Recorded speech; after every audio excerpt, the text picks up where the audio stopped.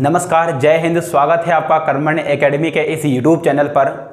साथियों, भारत के भूगोल की इस श्रृंखला में आज की क्लास में हम चर्चा करने वाले हैं प्रायद्वीप पठार के बारे में।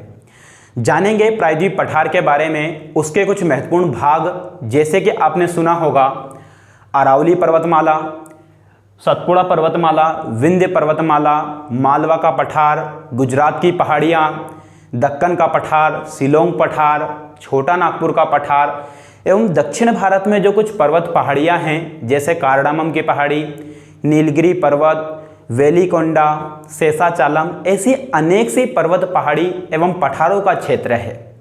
उसी कारण आप लोगों ने यदि सुना हो तो एक बहुत ही प्यारा क्वेश्चन बनता है नॉर्मल कि भाई पठारों का पठार किसे कहते हैं। क्वेश्चन बनता है पठारों का पठार, तो वो जो पठारों का पठार कहा जाता है ये कहा जाता है प्रायद्वीप पठार को, प्रायद्वीप पठार। तो आज की क्लास में जो हम चर्चा करने वाले हैं वो पूरी की पूरी किसके ऊपर करने वाले हैं, प्रायद्वीप पठार के बारे में। तो सबसे पहले तो हम बात करें कि प्रायद्वीप होता क्या है या किसे कहते हैं। तो आप सभी विद्यार्थी ने देखा होगा या सुना होगा कि पृथ्वी पर जो ऐसी त्रिकोण आकृति की जो एक आकृति दिखती है आपको, जो तीन ओर से जल से घिरी होती है। जैसे कि आप सभी लोगों ने सुना होगा इधर है बंगाल की खाड़ी, ठीक, इधर आप लोगों ने सुना होगा अरब सागर, ठीक, और यहाँ पर आप लोगों ने सुना होगा हिंद महासागर, ठीक। तो इन तीनों क्षेत्रों के बीच में स्थित है ये वाला हिस्सा जिसे हमने नाम दिया है प्रायद्वीप। हम बोलते हैं भारत का प्रायद्वीप। तो भारत का प्रायद्वीप या पेनिनसुला जो होता है वो इसी को कहते हैं जो तीन ओर से जल से घिरा हुआ भाग होता है, ठीक। अब हम इसमें चर्चा करें तो भाई इसका जो निर्माण हुआ है, ये जो प्रायद्वीप क्षेत्र का, ये कैसे हुआ। तो आप सभी लोगों को पता होगा कि जो पृथ्वी है, इस पृथ्वी के जब हम स्टार्टिंग के प्रारंभ की बात करें तो आप हमारे पुराने वीडियो लेक्चर में देखा होगा कि दो भाग आप लोगों ने सुना होगा कि इसके दो भाग थे। एक का नाम तो था अंगारा लैंड, ठीक, अंगारा लैंड, और एक भाग का नाम था गोंडवाना लैंड, गोंडवाना लैंड, ठीक, गोंडवाना लैंड। तो आप सभी विद्यार्थी ने सुना होगा कि जो हमारा प्रायद्वीप भारत है, ये प्रायद्वीप भारत जिस भाग का हिस्सा है वो है गोंडवाना लैंड। और ये जो गोंडवाना लैंड का जो विकास हुआ है, ये ऐसा माना जाता है कि पेंजिया से इसका विकास हुआ है। और ऐसा भी माना जाता है कि इसकी जो दिशा का प्रवाह है वो उत्तर दिशा की ओर है। ये जो निरंतर आगे बढ़ता चला जा रहा है, ये इसका जो प्रवाह है वो किस दिशा में है, उत्तर दिशा की ओर। क्वेश्चन यदि कभी बने कि इसका जो प्रवाह है, मैं ढाल की बात नहीं कर रहा हूँ, इसके गतिशील होने की प्रक्रिया की बात कर रहा हूँ कि ये किस छोर की ओर जा रहा है, तो ये कहाँ पर जा रहा है, किस दिशा में, उत्तर दिशा की ओर जा रहा है, ठीक। इसकी सामान्यतः ऊंचाई की बात करें तो लगभग 600 से 900 मीटर। कितनी इसकी ऊंचाई है, 600 से 900 मीटर की ऊंचाई वाला क्षेत्र है हमारा प्रायद्वीप पठार। उसी में फिर अन्य चोटियां आ जाती है, जैसे कि धूपगढ़ आ जाती है, गुरु शिखर आ जाती है, दक्षिण में अनायमुदी आ जाती है, डोडो बेटा, वो सब उसी के अंदर आ जाएगी। उन सभी के बारे में हम चर्चा करने वाले हैं। तो इस प्रायद्वीप भारत का जो हिस्सा है हमारे भारत में, यानी कि ये कितने क्षेत्रों में, ये कहाँ तक विस्तृत है, तो थोड़ा सा मैं आपको उसके बारे में बताऊं। तो थोड़ा सा यहाँ ध्यान दीजिएगा कि जो हमारा प्रायद्वीप का पठार है ये कहाँ तक है।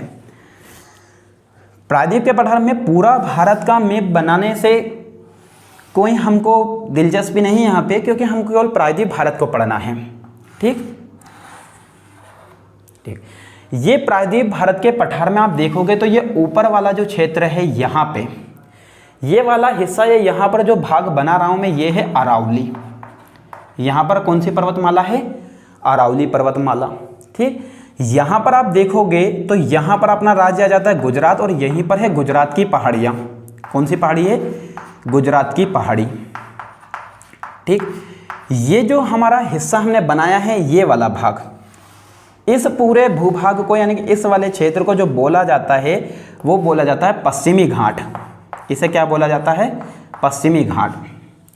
ये वाला जो भाग है, ये पूरा का पूरा भाग कहलाता है आपका पूर्वी घाट। ये क्या कहलाता है, पूर्वी घाट, ठीक।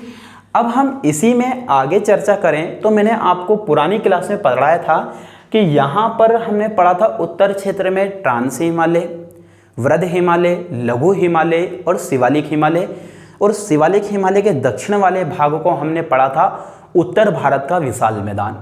हम उसी के दक्षिण की ओर आ रहे हैं। अब उसमें आप सभी लोगों ने पढ़ा होगा, तो यहाँ पर जो क्षेत्र है यह है मालवा का पठार। यहाँ पर कौन सा क्षेत्र है? मालवा का पठार। आप मालवा के पठार के नीचे आएंगे तो आपको जो पर्वतमाला मिलेगी वो पर्वतमाला है विंध्य पर्वतमाला। कौन सी पर्वतमाला मिलेगी यहाँ पर? विंध्य पर्वतमाला। इस विंध्य पर्वतमाला के दक्षिण वाले भाग में आपको जो नदी मिलेगी वो नदी है नर्मदा। नदी कौन सी है यहाँ पर? नर्मदा नदी। और उसके दक्षिण वाले भाग में आप देखोगे तो यहाँ पर जो पर्वतमाला का विस्तार है वो है सतपुड़ा पर्वतमाला। यहाँ पर विस्तार जो है वो किसका है? सतपुड़ा का। ठीक, तो डायरेक्टली आपको कभी क्वेश्चन बन जाता है कि भाई निम्नलिखित पर्वत पठारों का क्रम बताइए उत्तर से दक्षिण की ओर। ठीक, तो यहाँ पर आपको देखने को मिलेगा ये भाग कौन सा है? मालवा का पठार। उसके दक्षिण में क्या है? विंध्य पर्वतमाला। उसके दक्षिण में नदी कौन सी? नर्मदा। उसके दक्षिण में कौन सी पर्वतमाला? सतपुड़ा पर्वतमाला। और उसके दक्षिण में आप जाएंगे तो यहाँ पर नदी मिलेगी आपको, कौन सी? ताप्ती नदी। ठीक, यहाँ वाले भाग की हम बात करें तो जो आपका इधर वाला का जो इलाका बनता है सेवन सिस्टर, उस सेवन सिस्टर वाले भाग में हम यहाँ की बात करें तो यहाँ पर जो पठार मिलेगा हमें वो है शिलोंग पठार। यहाँ पर जो भाग मिलने वाला है वो कौन सा पठार का है? शिलोंग पठार, जिसमें आपने पढ़ा होगा गारो, खासी, जैंतिया की पहाड़ियाँ, रैंप घाटी, वो सारे इसी क्षेत्र में मिलेंगे। ठीक, यहाँ पर आप देखोगे इसी क्षेत्र में तो यहाँ पर आपको एक पठार मिलेगा जिसे हमने नाम दिया है छोटा नागपुर का पठार। नाम क्या है उसका? छोटा नागपुर का पठार। ठीक, ये जो छोटा नागपुर का पठार, इसका भी विस्तार जो हो रहा है या जो विस्तृत फैला हुआ है उत्तर की ओर में, यहाँ पर आपको एक सुनने को मिलेगा। यहाँ पर जो छोटा नागपुर का पठार है इसका जो सबसे उत्तरी भाग है उस उत्तरी भाग को जो नाम दिया गया है, ध्यान रखिएगा, उससे नाम दिया गया है राजमहल की पहाड़ी। राजमहल की पहाड़ी। ठीक, ये राजमहल की पहाड़ी। मैं अभी उनकी लोकेशन बता रहा हूं आप लोगों को कि उनकी लोकेशन है कहां पर। मैं हर एक बिंदु के बारे में आपसे चर्चा करूंगा, गहराई से इनका विस्तार से हम अध्ययन करेंगे, लेकिन आपको मैं कभी नाम लूं तो उनकी लोकेशन तो पता चले कि भारत के मैप में वो है कहां पर। तो उसके लिए मैं आपको केवल लोकेशन बता रहा हूं। ठीक, अब हम यहाँ की बात करें तो ये तो हमने पढ़ लिया छोटा नागपुर का पठार। ठीक, अब हम इसके नीचे की ओर आएंगे तो मैंने आपको बताया था या पुरानी क्लास में आपने पढ़ा होगा, तो यहाँ पर आप लोगों ने सुना होगा कि ये वाला जो भाग है वो कहलाता है दक्कन का पठार। यहाँ वाला भाग जो कहलाता है, जिसका विस्तार आप लोगों ने सुना होगा। देखिए थोड़ा सा मैप में मत जाइएगा, मैं आपको समझाने की कोशिश कर रहा हूँ। यहाँ पर दक्कन का पठार महाराष्ट्र में मिलेगा, आपको मध्य प्रदेश का कुछ हिस्सा मिलेगा, उसके बाद आप कर्नाटक वाले क्षेत्र में देखोगे तो इसका विस्तार मिलेगा। ठीक, नीचे यदि हम आएंगे इधर तो आप सभी लोगों ने सुना होगा, जैसे यहाँ पर पर्वत की बात करूँ मैं तो यहाँ पर जो पूरा क्षेत्र है वो पर्वत पहाड़ियों वाला क्षेत्र है। और ये पर्वत पहाड़ियों वाला क्षेत्र में आपको सुनने को मिलेगा नीलगिरी। ठीक, यहाँ पर आपको सुनने को मिलेगा नीलगिरी के बाद अनायमुदी, जो कि यहाँ की सबसे ऊंची चोटी है, अनायमुदी। ठीक, यहाँ पर सुनने को मिलेगा आपको डोडो बेट्टा। ठीक, डोडो बेट्टा यहाँ पर सुनने को मिलेगा। और सबसे दक्षिण में जो पहाड़ी सुनने को मिलेगी कन्याकुमारी के पास में संलग्न उसके, वो पहाड़ी सुनने को मिलेगी आपको कार्डामम। क्या मिलेगी आपको? कार्डामम की पहाड़ी। ठीक है, हम इन सभी की बात करेंगे। और इधर वाले क्षेत्र में आप चले जाओगे तो यहाँ पर आपको उड़ीसा वाले क्षेत्र में महेंद्रगिरी की पहाड़ी मिलेगी। महेंद्रगिरी कहाँ पर मिलेगी? ये उड़ीसा में मिलेगी आपको। ठीक, उसके बाद आप नीचे आओगे तो यहाँ पर बहुत सारी तेलंगाना, आंध्र प्रदेश और तमिलनाडु वाले क्षेत्र में कुछ पर्वतीय या पहाड़ियाँ देखने को मिलेगी। शेषाचलम, वेलिकोंडा, ठीक, नल्लामलाई, इसी बात हम करने वाले हैं। ठीक, अब इनमें हम सभी में जो सबसे पहली पर्वतमाला में आपके सामने लेकर आ रहा हूँ वो है कौन सी? अरावली पर्वतमाला। साथियों, जो ये अरावली पर्वतमाला है, इसी में यदि हम बात करें तो ध्यान से सुनिएगा। इसका जो निर्माण हुआ है कि पृथ्वी के निर्माण के साथ साथ इसमें एक काल का नाम आता है प्री कैम्ब्रियन। कौन सा? Pre Cambrian. तो कभी कभी क्वेश्चन बन जाता है कि ये किस काल में इसका निर्माण हुआ है, तो प्री कैम्ब्रियन काल में इसका निर्माण हुआ है। किसका? अरावली पर्वत का। और ये सबसे प्राचीनतम पर्वतमालाओं में नाम आता है। क्वेश्चन बनता है कि भाई ये हमारे भारत की सबसे प्राचीनतम पर्वतमाला कौन सी है, तो वो है आपकी अरावली। अरावली में मैंने आपको यहाँ पर एक नदी लिखवाई, उस नदी का नाम क्या है? लूनी। लूनी में आपको यहाँ पर इसकी दो छोटी छोटी सहायक नदी देखने को मिलेगी। लूनी की दो छोटी छोटी सहायक नदी देखने को मिलेगी, और वो दो छोटी छोटी सहायक नदी है, एक में नाम आता है सुकरी, ठीक, और एक का नाम आता है जावरा या जवारी नाम करके है। ये दोनों जो नदी है वो किसकी सहायक नदी है? लूनी की सहायक नदी है। साथियों, अरावली पर्वतमाला के बाद अब हम चर्चा करने वाले हैं गुजरात की कुछ प्रमुख पहाड़ियों के बारे में। मैंने अभी आपको थोड़ा सा पिछले नदी बताई थी जिसका नाम जावरा था, लूनी के सहायक नदी, तो जावरा की जगह उसका नाम कर लीजिए जवाई। उसका दूसरा नाम नहीं है, उसका नाम जो है वो क्या है? जवाई है, ठीक। अब हम गुजरात की कुछ प्रमुख नदियों के बाद, नदियों की नहीं, गुजरात की कुछ पहाड़ियों की बात करें तो यहाँ पर सुनने हुए जो सबसे ज़्यादा प्रसिद्ध पहाड़ी है उसमें नाम आता है गिर की पहाड़ी, ठीक। यहीं पर कुछ और पहाड़ी जैसे कि बारदा के अलावा और प्रमुख पहाड़ी जैसे कि मांडव, ठीक। एक पहाड़ी यहीं पर आपको सुनने को मिलेगी जो कि कच्छ की पहाड़ी, ठीक। एक और जो सुनने को मिलेगी जो कि है गिरनार। ये जो सारी पहाड़ियां हैं कौन कौन सी? गिर, बारदा, मांडव, कच्छ, गिरनार, ये सभी की सभी पहाड़ियां जो है वो किस राज्य में हैं? गुजरात राज्य में हैं, ठीक। और इनमें जो सबसे ज़्यादा प्रसिद्ध है, जिसका नाम चर्चा में रहता है, वो पहाड़ी है गिर, क्योंकि यहीं पर एक जो राष्ट्रीय उद्यान है वो है गिर राष्ट्रीय उद्यान। और ये जो गिर राष्ट्रीय उद्यान जो है आप सभी को पता है किस लिए प्रसिद्ध है? एशियाई शेर के लिए। एशियाई शेर के लिए प्रसिद्ध है कौन सा राष्ट्रीय उद्यान? आपका गिर राष्ट्रीय उद्यान, एशियाई शेर, ठीक। तो ध्यान रखिए, ये क्वेश्चन बन जाता है कि ये सभी पहाड़ियां कहां पर है, तो ये सभी की सभी पहाड़ियां हैं आपके गुजरात में। अब इसके बाद हम बात कर लेते हैं विंध्य पर्वतमाला के बारे में। साथियों, विंध्य पर्वतमाला की यदि हम बात करें तो ध्यान से सुनिएगा। जैसे कि मैंने अभी आपको बताया था मालवा का पठार, ठीक, उस मालवा के पठार के दक्षिण में जो पर्वतमाला है वो पर्वतमाला कौन सी थी? आपकी विंध्य पर्वतमाला, ठीक। और ये जो विंध्य पर्वतमाला है, ध्यान से सुनिएगा, इसका जो विस्तार जो है केवल यहीं तक नहीं है कि भाई केवल मध्य प्रदेश में है या उत्तर प्रदेश में है। ध्यान से सुनिएगा, इसका जो विस्तार हुआ है विंध्य पर्वतमाला का, इसका मध्य प्रदेश में विस्तार है, उत्तर प्रदेश में विस्तार है, उसके बाद आपका विस्तार मिलेगा इसका बिहार में, और कुछ हिस्सा इसका आ जाता है कहाँ पर? गुजरात में। और ये जो विंध्य पर्वतमाला है किसके दक्षिण में है? मालवा के पठार के दक्षिण में है। और इसी के दक्षिण में जो नदी है वो नदी कौन सी है आपकी साथियों? तो वो नदी है नर्मदा नदी, ठीक। ये जो विंध्य पर्वतमाला है, इस विंध्य पर्वतमाला में आप बहुत प्यारा क्वेश्चन याद रखिएगा कि गुजरात में इसको जिस नाम से जाना जाता है, किसकी बात कर रहा हूँ मैं?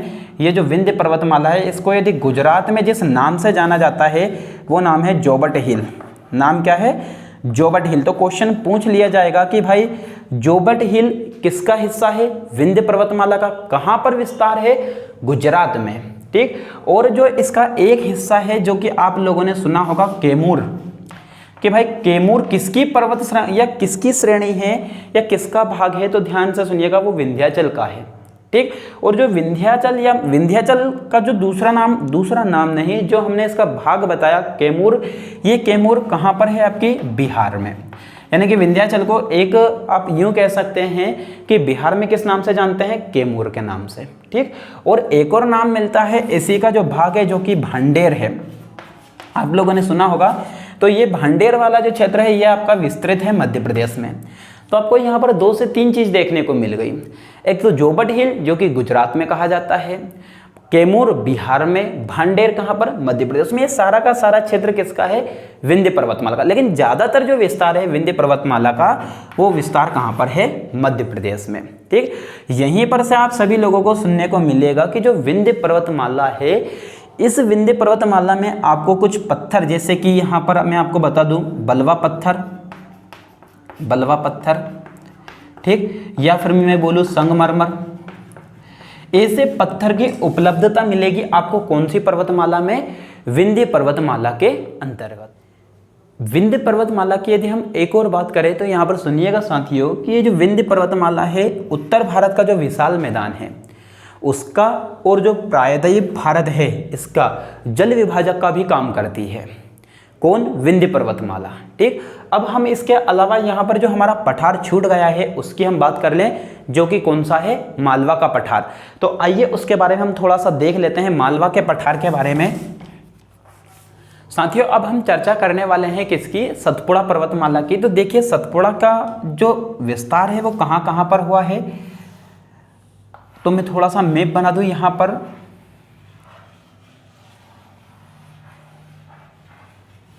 आप भी जब प्रैक्टिस करेंगे तो ये आसानी से आ जाएगा आपको। ठीक, घबराने वाली बात नहीं है। सतपुड़ा का मैंने बताया था कि भाई पहले मालवा का पठार, फिर विंध्य पर्वत, उसके दक्षिण में कौन सी नदी? नर्मदा नदी। उसके बाद जो भाग आएगा वो कौन सा आएगा? सतपुड़ा। ठीक, तो आप ध्यान से सुनिएगा ये सतपुड़ा वाला भाग। ठीक, यहाँ पर आपको एक बात ध्यान रखना है कि जो नर्मदा नदी है वो विंध्य पर्वतमाला और सतपुड़ा के बीच में जो है, यानी कि उन दोनों को सीमा बनाती है। किस किस की? विंध्य पर्वतमाला और सतपुड़ा पर्वतमाला। तो जो सतपुड़ा पर्वतमाला है इसका कहीं पर ऐसा बताया जाता है कि 7 पहाड़ियों के कारण इसका नाम क्या पड़ा? सतपुड़ा। जैसे कि कुछ प्रमुख पहाड़ियाँ यहाँ पर आपको सुनने को मिलेगी, जो इसके भाग हैं। राजपीपला, नाम क्या है? राजपीपला, ये सतपुड़ा का भाग है, जो कि कहाँ पर है? आपका गुजरात में। ठीक, उसके बाद जैसे जैसे आप आगे जाते जाएंगे तो यहाँ पर कुछ छोटी छोटी पहाड़ियाँ, जैसे ग्वालीगढ़ की पहाड़ी, बालाघाट की पहाड़ी, आपने ये नाम सुना हो तो बहुत अच्छी बात है। एक इसका बड़ा भाग जो आपने नाम सुना होगा, महादेव। नाम क्या है? महादेव। ठीक, ये महादेव। उसके बाद यदि आप इधर जाएंगे तो यहाँ पर इसका एक भाग मिलेगा मैकाल। नाम क्या मिलेगा? मैकाल। ये किसके भाग हैं? महादेव पर्वत, मैकाल पर्वत, राजपीपला, ये सतपुड़ा के भाग हैं। ध्यान रखना ये भाग किसके हैं? सतपुड़ा पर्वतमाला के। ठीक, ये सतपुड़ा पर्वतमाला जो है, इसी में यदि हम बात करें तो जो महादेव पर्वत है, इस महादेव पर सतपुड़ा की सबसे ऊंची चोटी का विस्तार है, या सबसे ऊंची चोटी है, जो कि है धूपगढ़। नाम क्या है उसका?